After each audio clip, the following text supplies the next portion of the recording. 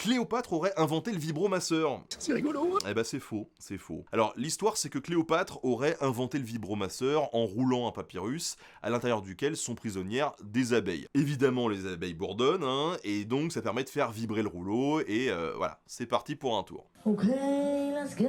Évidemment, c'est faux, en plus d'être la pire idée possible. Faites pas ça, s'il vous plaît, chez vous, si vous trouvez un essaim de... Ne le faites pas, s'il vous plaît. Le truc, hein, c'est qu'en réalité, on n'a pas tellement d'infos sur la sexualité de Cléopâtre. Et de manière générale, on n'a pas tant d'infos sur Cléopâtre elle-même, bien qu'il s'agisse d'une des femmes les plus connues de l'histoire. La raison pour ça, c'est qu'il faut connaître le contexte dans lequel Cléopâtre évolue et meurt. En fait, c'est une ennemie de Rome, à une époque assez charnière, le glissement de la République vers l'Empire. La personne qui va devenir le premier empereur de Rome, c'est Octave. Mais avant ça, il va se disputer le pouvoir avec d'autres grands généraux et politiciens romains, dont Marc-Antoine, l'amant de Cléopâtre. Comme par hasard. Comme il ne reste pas beaucoup d'archives ou de textes alexandrins, la majorité des sources sur lesquelles on travaille aujourd'hui lorsqu'on parle de Cléopâtre, eh bien c'est des sources d'origine romaine, ou disons sous influence romaine. Mais c'est super.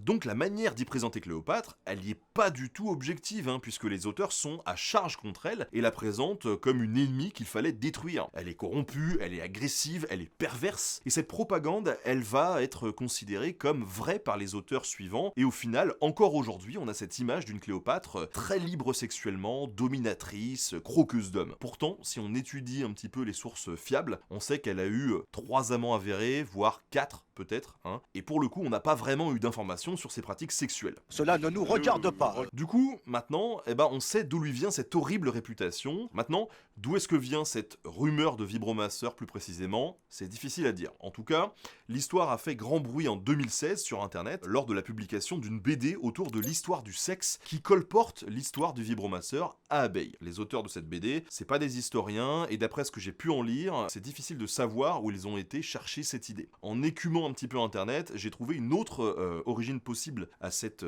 idée reçue. Hein. Selon un redditeur, donc un utilisateur du site Reddit, hein, il s'agirait d'une encyclopédie écrite par Brenda Love en 1992 et qui s'appelle, attention accent français, The Encyclopedia of Unusual Sex Practice. En gros, c'est l'encyclopédie des pratiques sexuelles pas très courantes. Alors, je vous avoue que j'ai pas pu consulter l'ouvrage pour vérifier ça. Hein. Mais dans tous les cas, j'ai pas trouvé de mention de cette pratique dans les sources antiques. Si vous avez des infos, n'hésitez pas à commenter. Et dans tous les cas, abonne-toi pour pas louper les prochaines actus.